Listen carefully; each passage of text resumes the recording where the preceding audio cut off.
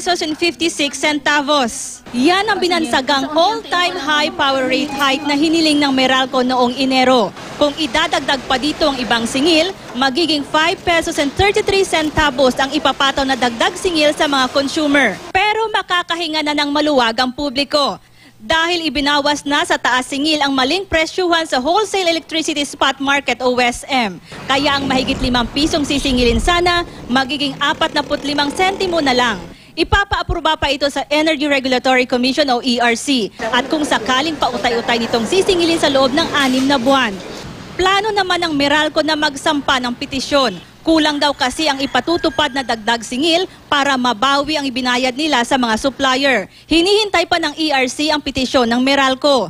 Pero titingnan na raw ng Investigation and Information Division ng ERC ang mga billing statement ng Meralco. Kabilang na ang binayaran nilang generation cost sa power suppliers. Magandang balita naman para sa mga nasa South Cotabato at karatig lugar.